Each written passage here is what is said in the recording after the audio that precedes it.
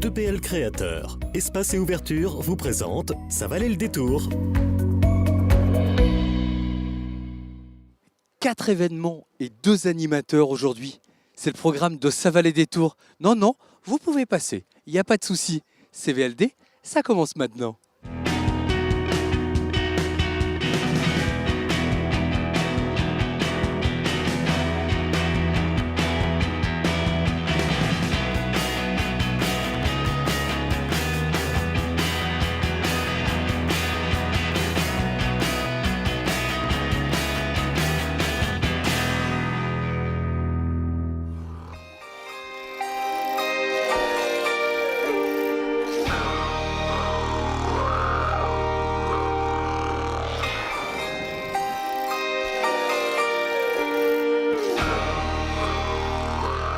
Aujourd'hui, on va plonger en pleine immersion dans l'univers de Yann Kersalé, de la lumière, des matériaux.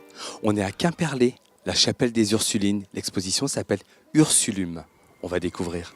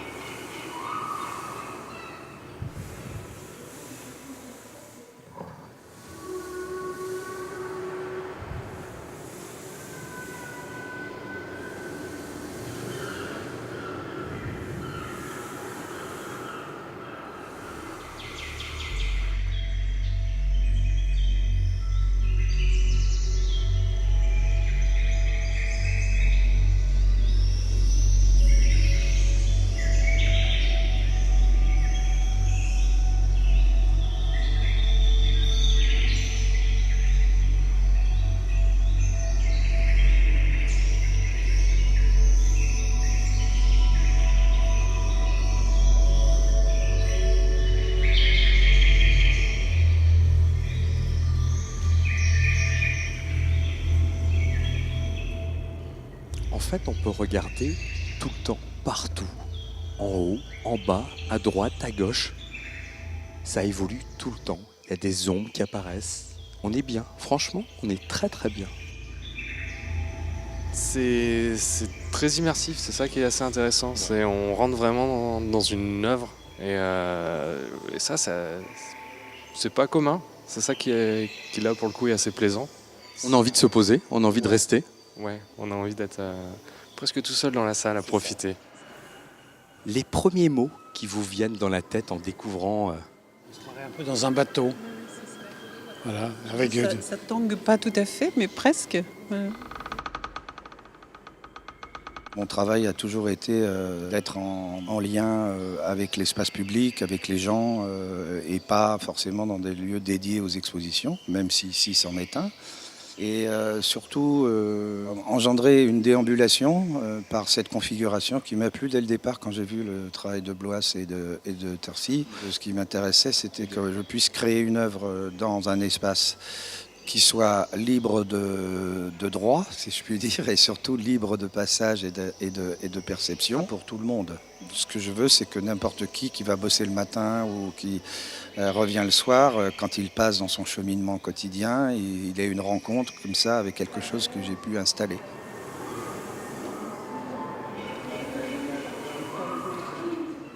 Redonner un lien entre la mer et la terre et la mer, la rivière et la mer. Donc voilà. Puis ensuite, C'est l'ambiance de ces 2 salles, hein. La salle mer d'abord. voilà, c'est les 2 salles. On rentre par une salle mer, on est englobé dans un système de rivière et puis on ressort pour prendre le chemin qui nous amène en Basse-Ville. Et là, en Basse-Ville, on commence seulement tout un travail de déambulation, mais alors là, pour le coup, pérenne. Les reflets qu'on voit là, ils sont captés à l'extérieur sur la... Oui, en fait, c'est des morphings, c'est-à-dire que je fais beaucoup de travail photographique, des fragments presque de la macro de certains éléments. Je les assemble après avec un logiciel afin d'avoir une espèce de dynamique en mouvement. Et c'est ça qui est projeté sur les effets de miroir. Donc en fait, c'est de la matière-lumière qui est issue en fait au départ de photos qui sont assemblées pour donner la dynamique d'espace naturel.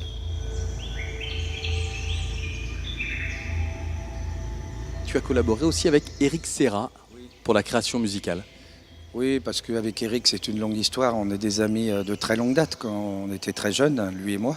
Lui avant de travailler avec Besson et moi avant de faire quotidiennement, ou en tous les cas mon propre travail.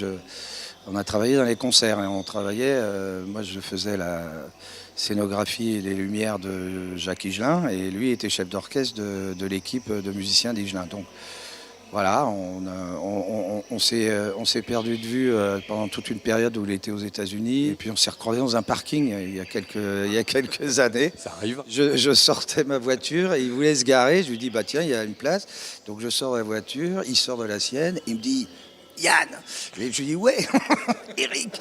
Et c'est comme ça qu'on s'est retrouvés. Et quand il y a eu cette histoire, je lui dis tiens, je fais d'habitude des assemblages de sons, toujours que je capte sur les lieux. Est-ce qu'on pourrait travailler dans ton studio? Est-ce que tu peux me faire un assemblage Et il me dit bah ouais évidemment. Alors toc, voilà.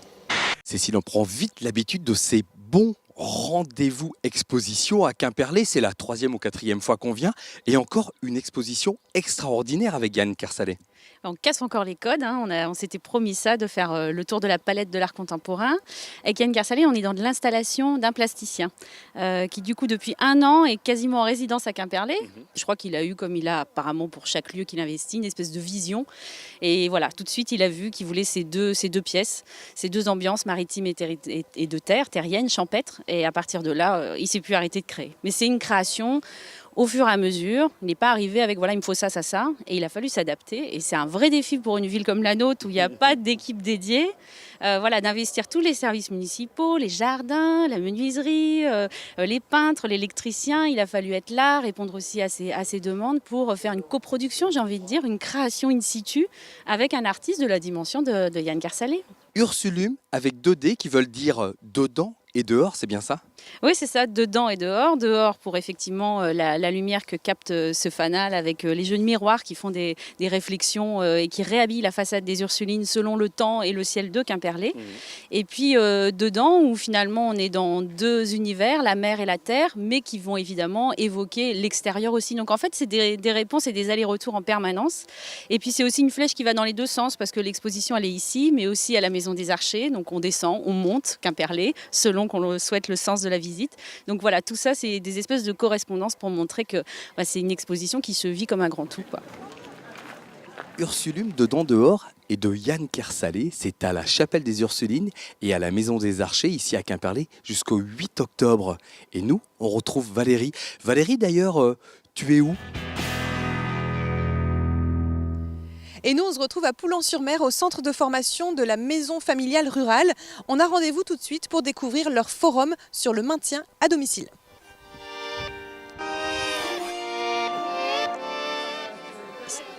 Dans le lit. Excusez-moi de vous interrompre en pleine démonstration justement. Vous pouvez m'expliquer quel est cet outil ? Alors ça s'appelle une échelle de lit. Ça permet à une personne, là en l'occurrence on parle de personnes âgées, mais une personne qui a des difficultés dans le quotidien, qui est en situation de handicap, pour se remettre en position assise dans le lit, de se remettre en position assise. Donc la personne peut se tracter grâce à l'échelle pour se remettre en position assise. C'est tout simple en fait. Voilà. C'est des petits outils comme ça qui permettent de rester tout simplement plus longtemps à la maison. C'est ça. Ça maintient l'autonomie de la personne. Ça lui permet de ne pas avoir à solliciter une tierce personne pour continuer à être autonome pour des petits gestes comme ça du quotidien. Et tu fais glisser des orteils jusqu'au bout. Ça s'appelle comment cet outil ? Donc ça c'est un enfile-bas ou un enfile-chaussette. Et donc ça permet aux personnes qui ont des difficultés de se pencher en avant, des difficultés de préhension, de pouvoir mettre leurs chaussettes ou leurs bas tout seuls. Alors Paupiette, nous on fait le relais en fait, on est là, on intervient en tant que relais entre les générations. On recrée du lien social en réunissant des étudiants et des retraités lors d'un déjeuner intergénérationnel. Le retraité, l'hôte, décide du nombre de convives et reçoit donc chez lui des étudiants qui sont là pour partager, échanger, rire autour d'un bon petit plat. Comment est né ce projet Paupiette là dont vous parlez? Alors à la base c'était le fait d'un constat que les retraités, il y a énormément de retraités qui sont isolés et il y a beaucoup d'étudiants qui mangent mal. On propose aux étudiants de bien manger pour une somme qui est entre 4 et 7 euros chez des retraités qui souffrent d'isolement. Est-ce que ça marche bien alors? Est-ce que ça marche fort? Alors oui, absolument oui. On organise de plus en plus de repas. On a la chance d'avoir un réseau de fidèles au sein des retraités qui organisent régulièrement des repas. Ça ne s'arrête pas uniquement au repas, on crée du lien et c'est quelque chose qui perdure après les repas. Alors Yvette Ollier, dites-moi comment est née l'idée de ce rendez-vous concrétisé aujourd'hui? Donc il y a à peu près 2 ans, nous voulions donc monter un événement sur le centre de formation. Et comme on est dans un territoire vieillissant et que nos élèves font des stages auprès de personnes âgées, donc on a eu l'idée de créer ce forum. L'alimentation, l'habitat, ce sont quand même les 2 thèmes majeurs de cette journée? Oui, c'est 2 thèmes que l'on a sélectionnés au fur et à mesure de nos réunions. On est tous confrontés à nos parents également qui vieillissent et on les voit vieillir et on se dit, oui, l'alimentation c'est la base, c'est la santé. Et puis ensuite, l'habitat, on a ici un habitat, les personnes tiennent énormément à leur maison, ne veulent pas la quitter et c'est pour ça qu'il est nécessaire d'améliorer, d'adapter le logement. Souvent, quand on va vers un projet d'habitat participatif, ça n'arrive pas à n'importe quel moment dans votre vie. Ça arrive à un moment où vous avez envie de changer, peut-être de mieux vous retrouver. Dites-moi Anne-Marie, pourquoi êtes venue suivre cette conférence sur l'habitat participatif? En quoi ça vous intéresse? Parce que l'idée me plaît, mais parce que je suis nouvelle sur la région, donc participer à un projet collectif dans la ville où je réside, c'est pas une mauvaise idée. Est-ce que vous pensez qu'aujourd'hui, vivre ensemble, c'est une vraie solution pour vieillir mieux? J'ai mis dans le compte rendu là, que l'idée était excellente, mais c'est peut-être dû à mon âge aussi, ça me semble un peu utopique. Mais enfin, il faut espérer, peut-être des gens plus positifs que moi. L'habitat participatif, c'est pas vivre tous dans une même maison, c'est pas forcément de la colocation, c'est chacun sa partie individuelle et il y a des parties qui sont communes, partagées, comme un jardin, une salle de convivialité. Voilà, mais c'est vraiment à chaque groupe projet de mettre le curseur du partage là où il le souhaite, quoi. À quelqu'un qui n'oserait pas tout à fait franchir le pas, qu'est-ce que vous diriez? C'est quoi les atouts de l'habitat participatif? L'atout principal, il est vraiment dans l'humain, c'est le fait de choisir ses voisins, enfin de connaître ses voisins.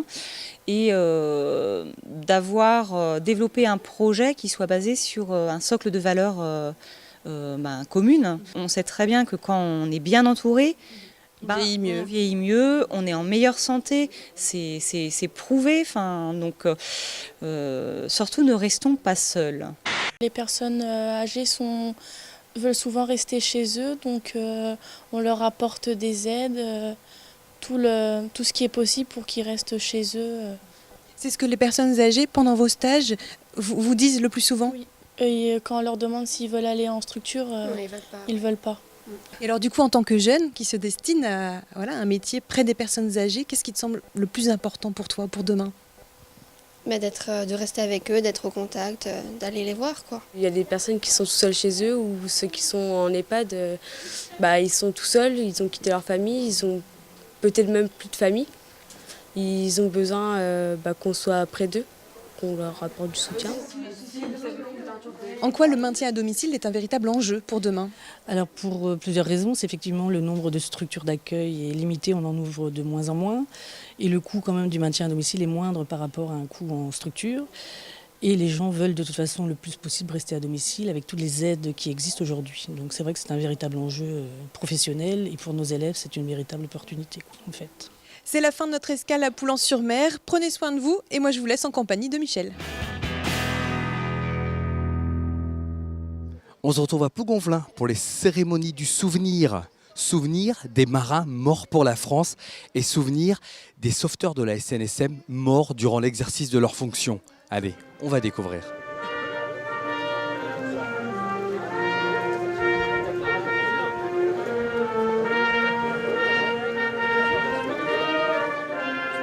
ils avaient choisi de s'engager au sein de la SNSM. J'ai une pensée fraternelle envers les familles de ces anges gardiens de la mer disparus, et je peux vous assurer que nous partageons tous ici leur souffrance. Le marin est par définition modeste et altruiste, et je crois pouvoir vous dire que le sauveteur en mer est le marin qui s'identifie sans doute le plus à cette image répandue dans l'opinion publique. Nous vouons au sauveteur en mer une grande admiration et un profond sentiment de reconnaissance. Je peux vous demander pourquoi vous êtes présent là?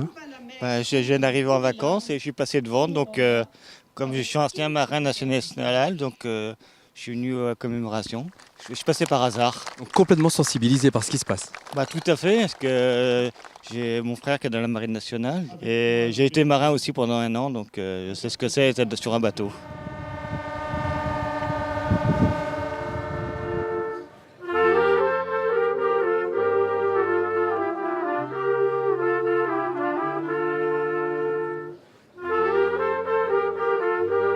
Vous êtes là en touriste, vous découvrez ce qui se passe? Tout à fait, oui.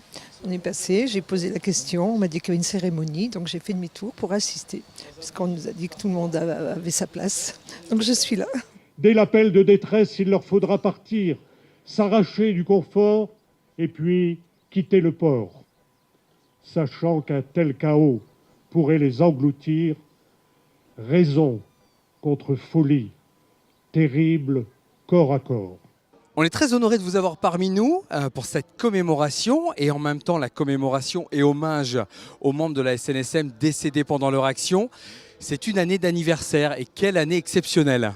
Absolument. D'abord, nous sommes grande cause nationale décidée par l'État pour fêter les 50 ans, puisque c'est en 1967 que les deux sociétés historiques ont fusionné. Il y avait d'une part la Société centrale de sauvetage des naufragés, d'autre part, plus connue à l'ouest, les Hospitaliers Sauveteurs Bretons. La SNSM, aujourd'hui en chiffres, c'est combien de personnes par exemple? Alors, c'est 7000 bénévoles. 7000 bénévoles, dont 4500 qui sont embarqués sur les bateaux de sauvetage. Les autres sont dans des organismes de formation, et en particulier tous les formateurs qui, dans les 32 centres de formation, forment les sauveteurs qu'on trouve sur les plages l'été. Ceux-là sont des bénévoles aussi. Donc 7000 bénévoles, 8000 personnes assistées tous les ans.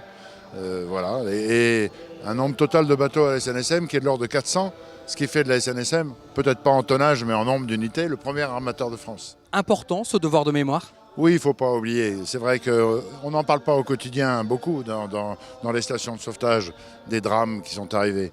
Mais il est utile qu'on s'en souvienne. Qu'on s'en souvienne d'abord pour être prudent. Notre job, c'est non seulement d'aller chercher les autres quand ils sont en difficulté, mais d'enseigner la prudence. Et pour ça, il ne faut pas la perdre de vue. Depuis la création de la SNSM en 1967, telle que nous la connaissons aujourd'hui, il y a eu 2 accidents majeurs, en particulier, proche d'ici, celui de la Barbarac, qui a coûté la vie à 5 sauveteurs. Mais nous, responsables de la SNSM d'aujourd'hui, on fait tous nos efforts pour éviter que ça recommence. On n'a pas besoin des drames. Si on peut les éviter, c'est mieux. Et c'est vrai que la technologie a changé, les moyens de communication ont changé, donc les choses deviennent plus sûres.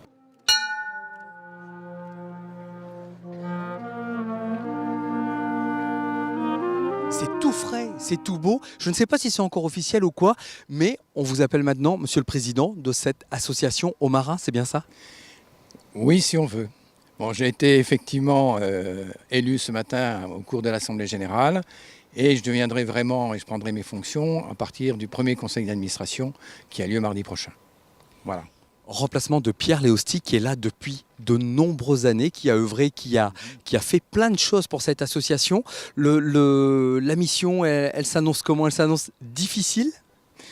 Alors, je vais dire que je vais succéder à Pierre. Parce que le remplacer, je pense que ce sera compliqué. Il a travaillé pendant 12 ans. C'est un peu avec beaucoup d'émotion de dire il va falloir maintenant accrocher dedans. Est-ce que vous pouvez nous rappeler quels sont les buts premiers de l'association aux marins? Les buts, c'est, je dirais, rendre hommage aux marins morts pour la France. Mais au-delà de ça, c'est aussi tous les marins qui sont disparus en mer, donc qu'ils soient de la marine marchande, de la marine de pêche ou de la marine nationale, de la SNSM, parce qu'aujourd'hui, il faut que l'association puisse s'ouvrir un peu au-delà d'un peu moins de ses premières valeurs. Il faut toujours des projets. Le projet, donc, il y en a un en cours, c'est le chemin de pierre levée. Il y a aussi essayer de se faire reconnaître par l'UNESCO dans le cadre du patrimoine immatériel. Ça, c'est important. Ce sera un travail de longue haleine. Et puis, poursuivre ce qui est lancé. Et il faut que nous arrivons à trouver un peu comment faire porter cette mémoire et cette reconnaissance de la mémoire au niveau de nos jeunes. Je peux te demander pourquoi tu es présent là? Pour accompagner ma grand-mère qui vient rendre hommage à son oncle, perdu en mer. C'est important pour toi d'être présent et de soutenir ta grand-mère? Oui, je compte m'engager aussi, donc je trouve que c'est un hommage de mémoire, c'est un devoir de mémoire. Il y a de l'émotion en tout cas. Un peu, ouais.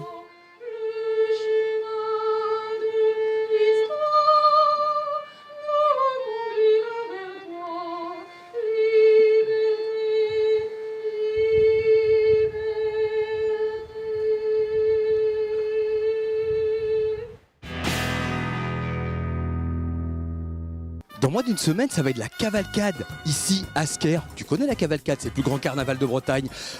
Tu crois que les chars sont prêts? Bah j'espère que oui, hein. En tout cas, nous on va aller découvrir tout ça. Opération Cavalcade.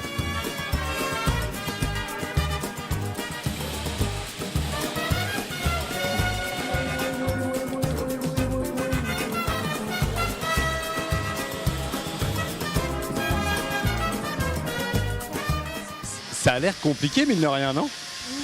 Non, ça va, on se débrouille. C'est quoi le but du jeu, là, dis-moi? C'est juste de coller du tapis mousse pour qu'on puisse taper sur les tambours sans que ça soit trop désagréable. Ça fait combien de temps que tu es baigné dans les cavalcades? Bon, depuis que je suis née. Hein. C'est un rite obligatoire quand on est né à Sker de bosser sur un char? C'est pas obligatoire, mais disons qu'une fois qu'on a trempé dedans une fois, après c'est fini quoi. Ça va, ça se passe bien? Très bien. C'est quoi? C'est un peu la version mini du gros là ou quoi? C'est quoi ce petit char? C'est un mini char pour les enfants. Ah, vous pensez carrément aux enfants, à vos enfants, du coup les enfants de l'équipe, c'est ça? C'est ça. Je viens de voir un truc, c'est juste génial, j'avais pas vu l'intérieur, mais c'est un char qui va se pousser. Je crois que les gamins, ils vont être vraiment super heureux là-dedans. Toi, t'es tombé comment dans la cavalcade? Ça a démarré comment? J'avais juste mes amis qui faisaient la cavalcade et puis un jour je me suis lancée et voilà. Qu'est-ce qui te plaît là-dedans? C'est la convivialité, c'est le fait de vous retrouver, la motivation? C'est tout ça. On est ensemble et on fait quelque chose ensemble. Ah ouais, là on est vraiment dans l'antre de la bête. Waouh! Dans tous les chars finalement, c'est les tracteurs qui sont en plein cœur. Ouais, tout à fait. Ouais. Chaque char est fait à base sur un tracteur, quoi. On prend un tracteur, on monte un châssis tout autour et puis on construit notre char autour de ça, quoi. Fabien, si je comprends bien, la thématique de ce char, c'est complètement inspiré de Mad Max. Oui, tout à fait. Cette année, on a choisi le thème de post-apocalyptique et du coup, on s'inspire beaucoup du char Mad Max. Vous êtes tous dans les métiers pour réaliser ce char? Ouais, beaucoup de ce groupe ici, ils se font chaudronniers, d'autres mécaniciens, il y a des menuisiers, comme ça se conjugue bien, tous ensemble, quoi. C'est quoi, une trentaine de personnes qui sont en train de bosser là? Ah non, on est 93 carnavaliers sur ce char. 93? 93, oui. Et c'est quoi là-bas? C'est tous des copains de copains, c'est comment? C'est ça, exactement, copains de copains, des amis d'enfance. C'est la 8e édition qu'on fait tous ensemble depuis 2003, ouais. Depuis qu'on a 18 ans, on est dedans. Ça permet de réunir tout le monde, ouais. Une communion tous ensemble, ouais.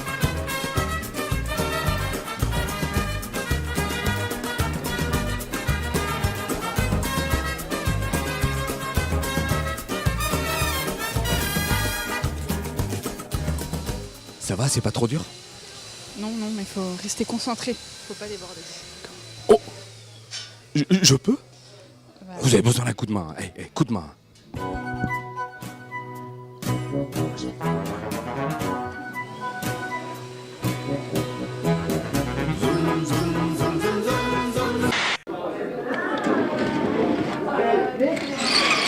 Tu me dis quand tu vois la lumière? Je la vois pas. Pour l'instant, on voit pas grand-chose. Qu'est-ce que tu es en train de faire là? C'est pour poser une prise électrique? Non, on pose pas une prise, on gargouille. Confetti. Donc on a une sculpture qui va arriver derrière, donc les confettis vont passer dans la gargouille, c'est un aigle. T'as une idée pendant les 2 jours combien de kilos de confettis vous allez utiliser? Je sais pas, une centaine de kilos, enfin après c'est réparti entre les chars, ça fait peut-être plus d'1 tonne, 2 tonnes, 3 tonnes. Le feu à la L'équipe de Couledry, c'est combien de personnes? Alors c'est 60 personnes aujourd'hui, mais c'était beaucoup moins avant. On a commencé en 2011, on était plutôt une trentaine. Et puis on a poursuivi et on est passé aujourd'hui à 60 personnes, avec enfants compris. Ça démarre quand les préparatifs? Ça doit tout à fait. Très tôt, parce que justement l'année dernière, ça nous a fait un peu défaut. On est parti du coup beaucoup plus tôt cette année. La première réunion a eu lieu au mois de décembre. On a remis ça donc après les fêtes. C'est quoi? C'est la recherche de la thématique au début? C'est ça, la recherche de la thématique et surtout la recherche du nombre. Qui part, qui repart, qui s'en va, qui revient, qui arrive, voilà. Et après, le démarrage ici? Alors le démarrage, c'est Sam, notre acteur. Bah, c'est vraiment les hommes qui bossent au départ. Nous, les femmes, on n'est pas du tout là. C'est la structure métallique. Là, après, c'est vraiment eux qui connaissent. Nous, c'est vrai qu'on n'y comprend pas grand-chose. Par contre, les plumes, vous connaissez. Nous, les plumes, on connaît, oui, parce que du coup, cette année, on a découpé à peu près 4000. Enfin, 4000 sur l'aigle et encore plus sur les ailes de l'aigle. Combien de jours par semaine, par exemple, vous consacrez à la fabrication du char? C'est vraiment crescendo, en fait. C'est vraiment le week-end, janvier, février, mars, c'est vraiment les week-ends.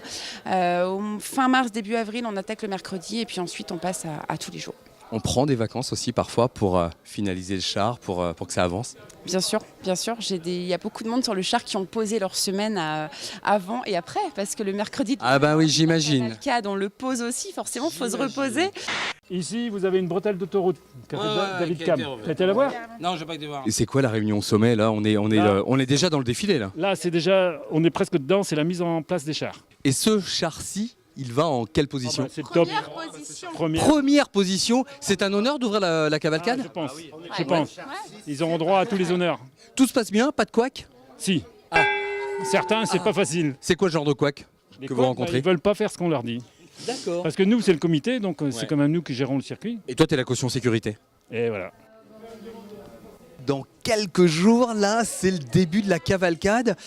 Pour résumer, la cavalcade, le plus grand carnaval de Bretagne, ça fait combien de temps qu'elle dure cette aventure? Eh bien, elle date depuis 1923 et c'est donc la 66e édition. Cette année, il y aura donc 23 chars, en sachant que l'un d'entre eux, c'est un char qui vient de Guéméné, donc le carnaval voisin, qui est invité à Ascar cette année. Il y a des petits, il y a des moyens, il y a des gros. C'est quoi un petit peu les gabarits des chars? Oui, alors on a défini nous trois catégories. La plus grande, c'est des chars qui font plus de 10 mètres de long et qui montent jusqu'à 5,90 m exactement de hauteur sans déploiement. Et puis après, on a ce qu'on a qualifié de petits chars qui sont des éléments de moins de 10 mètres de long. On a une dernière catégorie que l'on a qualifiée de grosses têtes, c'est-à-dire ce sont des gens qui n'ont pas d'éléments mobiles mais qui défilent donc costumés. C'est plus d'une vingtaine de hangars qui sont investis pour la fabrication des chars. C'est des amis à la base, certains qui ont grandi avec le carnaval, c'est comme ça que ça se passe? Tout à fait. C'est effectivement des gens qui se sont mis par infinité. Alors ça peut être parfois un village, parfois des amis, une association quelconque de footeux ou de hand, etc. Enfin, on trouve toutes sortes d'origines. Mais c'est vrai qu'il faut malgré tout, au sein de cette association, regrouper un certain nombre de talents et de savoir-faire. Rendez-vous ce week-end pour la cavalcade. Et nous, on se donne rendez-vous la semaine prochaine pour de nouvelles aventures. Au revoir.